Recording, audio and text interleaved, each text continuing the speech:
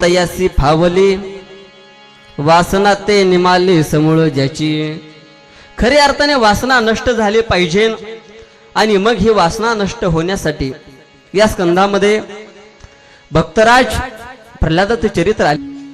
परंतु या स्कंधामध्ये खऱ्या अर्थाने नारदजी आणि धर्मराजाचा संवाद आलेला आहे।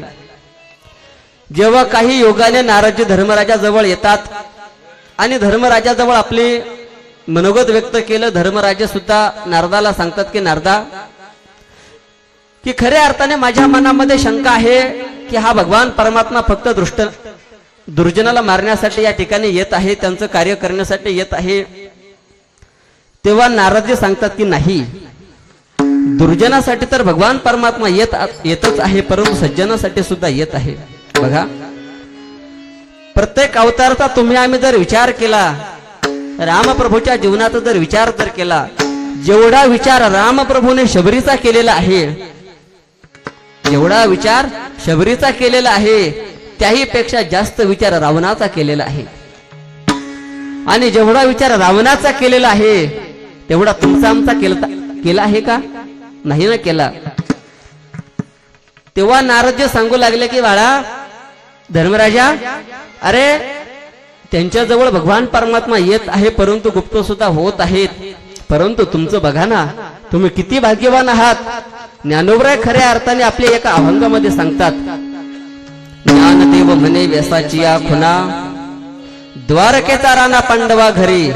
नारदजी सांगतात, धर्मराजा, अरे जगातला असणारा कर्तव्य अकर्तव्य मान्यता कर्तव्य शक्ती असणारा भगवान परमात्मा तुमच्या घरी त्यांनी असावं, तुमचं असणारं कामधंदा करावा, तुझे असणारे घोड्यांचा त्या ठिकाणी खरारा करावा, त्यांना खाद्य त्या ठिकाणी बघावं, तुझं असणारं रथाचं सारथ्य करावं।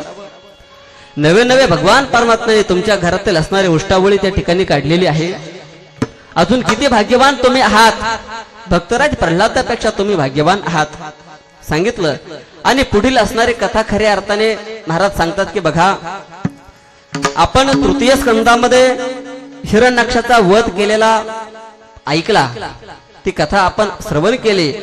पुढे हा असणारा हिरण्यकश्यप खरा क्रोधायमान झाला आणि असणार आपल्या भावजईला सांगू लागला की बघा, आत्मा मरत नसतो, हे शरीर जात असतं।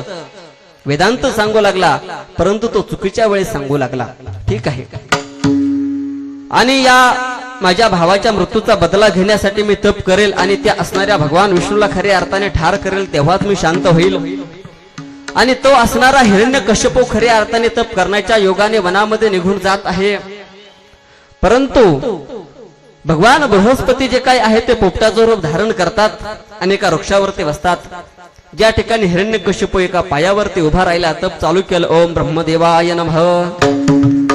इकडून ब्रह्मदेवाय नमः म्हटलं का हा असणारा बृहस्पती पोपटाच्या रूपातील म्हणायचा, ओम नारायणाय नमः, ओम नारायणाय नमः।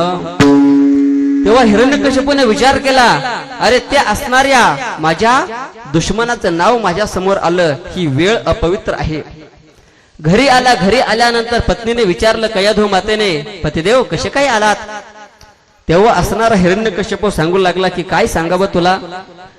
जात असताना तपाला सुरुवात केली, परंतु एक असणारा पोपट ओम नारायणाय नमो नमः, ओम नारायणाय नमो नमः असं म्हणत होता। आणि ही वेळ वाईट आहे म्हणून मी परत घरी आलो। कयाधूने जाणलं आजची वेळ, कारण की पतीच्या मुखातून देवाचं नाव आलेलं आहे। ती असणारी कयाधू माता प्रत्येक वेळेला विचारायची, का हो खरंच तो पोपट होता का, खरंच काय म्हणत होता। बराच वेळ झाल्यानंतर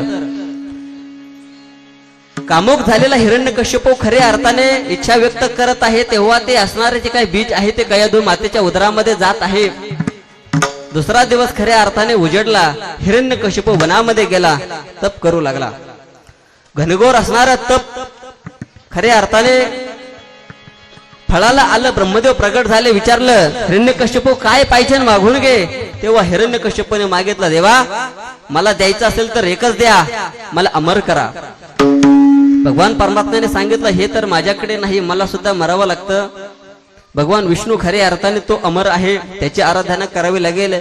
नाही, त्याला मारण्यासाठी मी तप करत आहे, मग आता मी त्याच्यावरती विजय प्राप्त करेल असं मला सांगा। ब्रह्मदेव शरण आले आणि ब्रह्मदेवाने सांगितलं ते काही शक्य नाही। ठीक आहे, वर दिले, मग मला खऱ्या अर्थाने शस्त्राने मरण नको, मला अस्त्राने मरण नको, मला पशुकडून मरण नको, मला नराकडून मरण नको, मला दिवसा मरण नको, मला रात्री मरण नको, मला घरात मरण नको, मला दारात मरण नको. ठीक आहे, तथाच तू सांगितलं. इकडे असणारा हिरण्यकश्यपू खऱ्या अर्थाने आपल्या या राज्याचा कारभार करत असताना सर्वांना सांगितलं, माझ्या व्यतिरिक्त कोण्याही देवाचं नाव घ्यायचं नाही, माझीच पूजा करायची, माझेच मंदिर बांधायचे, मी सांगन तसंच वागायचं. आणि पाप खऱ्या अर्थाने वाढू लागलं. इकडे खऱ्या अर्थाने यथामध्ये यथावकाश. एके दिवशी इंद्राने पाहिलं, माझं पद धोक्यामध्ये आलेलं आहे, माझी आता गादी त्या ठिकाणी निघून जाईल, म्हणून ही असणारी हिरण्यकश्यपूची जी काही पत्नी आहे कयाधू, या कयाधूला खऱ्या अर्थाने पळून नेण्याचा प्रयत्न केला. तेव्हा नारदजी प्रगट झाले. नारदाने सांगितलं की इंद्रा, अरे हिला घेऊन जाऊ नकोस का? हिच्या पोटामध्ये भगवान परमात्म्याचा असणारा परमभक्त त्या ठिकाणी वाढत आहे, हिला नेण्याचा अधिकार नाही. आणि मग त्याच असणाऱ्या नारदाच्या आश्रमामध्ये ती कयाधू माता राहू लागली. नारदजी इकडे खऱ्या अर्थाने कथा कीर्तन प्रवचन करत असताना ते माता श्रवण करायचे. बऱ्याच दिवस झाल्यानंतर इकडे हिरण्यकश्यपू आपला कारभार चालू असताना आपलं हे जे काही बाळ आहे त्या बाळाला सांगितलं की तुला आता आसुरी विद्या श्रवण केली पाहिजे. म्हणून शुक्राचार्यांचे असणारे पुत्र षंड आणि अमर्क यांच्याकडे गुरु घरी त्या ठिकाणी पाठवलं. सांगितलं, माझ्या पुत्राला अशी विद्या द्या की तो विष्णूचं वैरी झालं पाहिजे, त्या विष्णूला खऱ्या अर्थाने मारलं पाहिजे. आणि इकडे आश्रमामध्ये सर्व बालकांना जमा करायचे, सर्वांना सांगू लागले असं करायचं तसं करायचं.